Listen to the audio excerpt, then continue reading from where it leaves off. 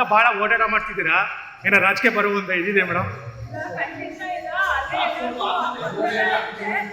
ನಮ್ಮ ಶಾಸಕರಿಗೆ ಒಂದು ಬೆನ್ನೆಲುಬಾಗಿ ಅವ್ರಿಗೆ ಒಂದು ಸಪೋರ್ಟ್ ಆಗಿ ಓಡಾಟ ಮಾಡ್ತಾ ಇದ್ದೀನಿ ಹೊರತು ಅದು ಬಿಟ್ಟು ಬೇರೆ ರಾಜಕೀಯ ನಾನು ಬರಬೇಕು ಅನ್ನೋ ಉದ್ದೇಶಕ್ಕೆ ನಾನು ಓಡಾಡ್ತಾ ಇಲ್ಲ. ನಮ್ಮ ತಾಲೂಕಲ್ಲಿ ನಮ್ಮ ಶಾಸಕರಿಗೆ ಒಂದು ಬೆನ್ನೆಲುಬಾಗಿ ನಮ್ಮ ಮುಖಂಡರು ನಮ್ಮ ಯಜಮಾನರು ಎಲ್ಲ ಮಾಡ್ತಾ ಇದ್ದಾರೆ. ಆದರೆ ನಮ್ಮ ಶಾಸಕರು ಎಲ್ಲ ಅವ್ರಿಗೆ ಜಿಲ್ಲೆ ಸುತ್ತಬೇಕಾಗಿದೆ. ನಮ್ಮ ಚುನಾವಣೆ ಹತ್ರ ಬರ್ತಾ ಇದೆ. ಏಕೆ ನಾವು ಜನರೊಂದಿಗೆ ಜನರಾದಳ ಇವುಗಳಿಗೆ ಗೊತ್ತಾಗಕ್ಕೆ ನಮ್ಮ JDS ಪಕ್ಷ ಕಟ್ಟಬೇಕಾಗಿದೆ. ಇವತ್ತು ಯುವ ನಾಯಕರು ನಮ್ಮ ಹಿರಿಯರ ಮಾರ್ಗದರ್ಶನದಲ್ಲಿ ಯುವ ನಾಯಕರೆಲ್ಲ ಸೇರಿ ನಮ್ಮ ಪಕ್ಷನ ನಮ್ಮ ಏನಿದೆ ನಮ್ಮ ಜನತಾದಳ ಪಕ್ಷ ನಮ್ಮ ರೈತರ ಪಕ್ಷನ ಒಂದು ಕಟ್ಟಬೇಕು ಅಂತ ನಿರ್ಧಾರ ಮಾಡಿದ್ದಾರೆ. ಅದರಿಂದ ಶಾಸಕರು ಬರೀ ನಮ್ಮ ತಾಲೂಕಿಗೊಂದಿಗೆ ಸೀಮಿತ ಆಗ್ತಾ ಇಲ್ಲ. ನಮ್ಮ ಈ ಜಿಲ್ಲೆ ಸುತ್ತಬೇಕಾಗಿದೆ, ರಾಜ್ಯ ಸುತ್ತಬೇಕಾಗ್ತಾ ಇದೆ ನಮ್ಮ ನಿಖಿಲ್ ಅಣ್ಣ ಅಂತಂದ್ರೆ. ಆದ್ರಿಂದ ನಮ್ಮ ತಾಲೂಕು ನಮ್ಮ ಜನ ನಮ್ಮ ತಾಲೂಕಲ್ಲಿ ನನ್ನವ್ರ ಮನೆ ಹೋಗೋದ್ರ ಸ್ವೀಕಾರ ಮಾಡ್ತಾರೆ.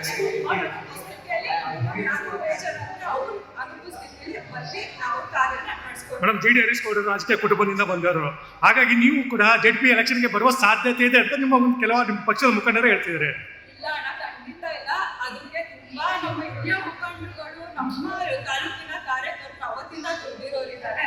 ನಮ್ಮ ಮುಖಂಡರುಗಳು ಬರ್ತಾರೆ, ನಮ್ಮ ಮುಖಂಡರುಗಳು ನಿಂತ್ಕೊಂತಾರೆ, ಹರೀಶ್ ಗೌಡರು ಅವ್ರನ್ನ ಗೆಲ್ಸ್ಕೊಂಡು ಬಂದೇ ಬರ್ತಾರೆ. ನಾನು ಬರೋ ಅವಶ್ಯಕತೆ ಇಲ್ಲ. ನಮ್ಮ ತಾಲೂಕಲ್ಲೇ ಅಷ್ಟು ಜನ ಇದ್ದಾರೆ. ಒಂದು ವೇಳೆ ಕಾರ್ಯಕರ್ತರು ಒತ್ತಾಯ ಮಾಡಿದ್ರೆ ಮೇಡಮ್, ರಿಕ್ವೆಸ್ಟ್ ಮಾಡಿದ್ರೆ ಬರುವ ಮುಂದಿನ ದಿನಗಳಲ್ಲಿ ಬರುವ ರಾಜಕೀಯ ಸಾಧ್ಯತೆ? ಹಾಗೆ ಎಲ್ಲ ಮುಖಂಡರುಗಳು ಕಾರ್ಯಕರ್ತರು ಆಲ್ರೆಡಿ ಗಟ್ಟಿ ಇದ್ದಾರೆ. ಅವ್ರನ್ನ ನಾವು ಹೋರಾಟ ಮಾಡಿ ಅವ್ರನ್ನ ಗೆಲ್ಸ್ಕೊ ಬರ್ಬೇಕಷ್ಟೇ. ಮೇಡಮ್, ಈಗ JDS ಸಂಘಟನೆ ಒಂದು ಜವಾಬ್ದಾರಿ ನಿಖಿಲ್ ಕುಮಾರಸ್ವಾಮಿ ಹೊತ್ಕೊಂಡು ಓಡಾಡ್ತಿದ್ರೆ ಅವ್ರಿಗೆ ಹೆಗಲಾಗಿ ಈಗ GD ಹರೀಶ್ ಗೌಡರು ಇದ್ದಾರೆ. ಅದ್ರ ಬಗ್ಗೆ ಏನ್ ಹೇಳ್ತೀರಾ ಮೇಡಮ್? ಯಾಕಂದ್ರೆ JDS ಇತ್ತೀಚೆಗೆ ಬಹಳ ಕುಸಿತಿದೆ, ನೀವೇ ಗೊತ್ತು, ಎಲೆಕ್ಷನ್ಗೆ ಒಂದು ಶಕ್ತಿ. ಅದೇ ವಿಷಯ ನಾನು ಪ್ರಸ್ತಾಪ ಮಾಡಿದ್ದು.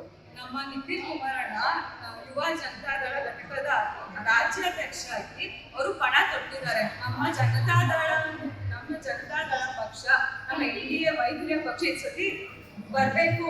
ನಮ್ಮ 2028ಕ್ಕೆ ನಮ್ಮ ಕುಮಾರಣ್ಣ ಅವ್ರನ್ನ ನಮ್ಮ ರೈತರು, ನಮ್ಮ ರಾಜ್ಯದಲ್ಲಿ ನಮ್ಮ ರೈತರು ಉಳಿಬೇಕು. ರೈತರು ಕಷ್ಟಗಳು ಯಾವುದೇ ಒಂದು ಜಾತಿನೋ ಯಾವುದೇ ಒಂದು ಸಮುದಾಯನ ಇಡೀ ನಮ್ಮ ರಾಜ್ಯ ಉದ್ಧಾರ ಆಗ್ಬೇಕು. ನಮ್ಮ ರೈತರುಗಳಿಗೆ ಒಂದು ಧ್ವನಿ ಆಗ್ಬೇಕು. ನೀವೇ ನೋಡಿದ್ರಿ, ಹುಣಸೂರಲ್ಲಿ ನಮ್ಮ ಟೊಮ್ಯಾಟೊ ಬೆಳೆದಿರೋಂಥ ರೈತರುಗಳಿಗೆ ಏನು ಸಮಸ್ಯೆ ಆಗ್ತದೆ. ಅದು ಹೋದ ವರ್ಷ ಇದು ನಮ್ಗೆ ಅವ್ರಿಗೆ ಇದು ಮಾಡಿಸಿದ್ದು ನಮ್ಮ ಕೇಂದ್ರ ಸಚಿವ ಹರೀಶ್ ಗೌಡರು ನಮ್ಮ ನಿಖಿಲ್ ಅಣ್ಣ ಅವರ ನೇತೃತ್ವದಲ್ಲಿ ದೆಹಲಿಗೆ ಕರ್ಕೊಂಡು ಹೋಗಿ ನಮ್ಮ ರೈತರುಗಳಿಗೆ ಒಂದು ನ್ಯಾಯ ಕೊಡಿಸಿದ್ದಾರೆ. ಅದೇ ಒಂದು ಉದಾಹರಣೆ. ಆಮೇಲೆ ನೀವೇ ನೋಡಿದ್ರೆ ಹೆಂಗೆ ನಮ್ಮ ಅನ್ಎಂಪ್ಲಾಯ್ಮೆಂಟ್ ಇಂದ ಯೂತ್ಸ್ಗಳೆಲ್ಲ ರೋಡ್ ಬಂದು ಪ್ರತಿಭಟನೆ ಮಾಡೋಕ್ಕಾಗಿದೆ ನಮ್ಮ ರಾಜ್ಯ ಸರ್ಕಾರ. ಇವತ್ತು ಈ ರಾಜ್ಯದಲ್ಲಿ ಸಮಸ್ಯೆ ಆಗ್ತಿರೋ ಈ ಸರ್ಕಾರ ತೊಡಗಿಸಿ ನಮ್ಮ JDS ಸರ್ಕಾರ, ನಮ್ಮ ಜನ ಪರ ಇರೋ ಸರ್ಕಾರ, ನಮ್ಮ ರೈತರು ಪರ ಇರೋ ಸರ್ಕಾರ, ಆಮೇಲೆ ರೈತರು ಪರ ಇರೋ ನಾಯಕ ಏಕೈಕ ನಾಯಕ ಅಂದ್ರೆ ಅದು ನಮ್ಮ HD ಕುಮಾರಸ್ವಾಮಿ ಅವರು. ನಮ್ಮ ಕುಮಾರಣ್ಣ ಮುಖ್ಯಮಂತ್ರಿ ಆಗಬೇಕು. ಅದಕ್ಕೋಸ್ಕರ ಎಲ್ಲರೂ ಪಣ ಕಟ್ಟಿ ನಮ್ಮ ಯುವ ನಾಯಕರು, ನಮ್ಮ ರಾಜ್ಯಕ್ಕೆ ನಮ್ಮ ನಿಖಿಲ್ ಕುಮಾರಣ್ಣ ಅವ್ರ ಜೊತೆಗೆ ಹಿಂಗೆ ಹರೀಶ್ ಗೌಡ್ರು, ನಮ್ಮ ಅಶ್ವಿನ್ ಅಣ್ಣ ಎಲ್ಲರೂ ಎಲ್ಲ ಯುವ ನಾಯಕರು ಎಲ್ಲ ಸೇರಿ ಒಂದು ನಮ್ಮ ಪಕ್ಷನ ಸರ್ಕಾರ ಬರಲೇಬೇಕು ಅಂತ ಹೋರಾಡ್ತಾ ಇದ್ದಾರೆ. ಮೇಡಮ್, ಬಿಜೆಪಿ ಜೊತೆಗಿನ ಮೈತ್ರಿ JDSಗೆ ಲಾಭನ ನಷ್ಟನ ಮೇಡಮ್? ಯಾಕಂದ್ರೆ ಹುಣಸೂರು ಕ್ಷೇತ್ರದಲ್ಲಿ ತನ್ನದೇ ಆದಂತ JDS ಕಾರ್ಯಕರ್ತರಿದ್ದಾರೆ. ಸ್ಥಳೀಯ ಮಟ್ಟದಲ್ಲಿ ಅದು ಹೊಂದಾಣಿಕೆ ಆಗುತ್ತೆ ಮೇಡಮ್ ಬಿಜೆಪಿ ಮತ್ತು JDSಗೆ? ಈ ಮೈತ್ರಿ ಆಗಿರೋದು 100% ಲಾಭನೇ. ನೀವು ಅದನ್ನ MP ಚುನಾವಣೆನೇ ನೋಡಿದ್ದೀರ, ಮೈತ್ರಿ ಆಗಿದ್ದಕ್ಕೆ ಏನೇನು ಬದಲಾವಣೆಗಳಾಯಿತು ಅಂತ. ಹಾಗಾಗಿ ಮೈತ್ರಿ ಸರ್ಕಾರ ಯಾವತ್ತಿಗೂ ಲಾಭನೇ.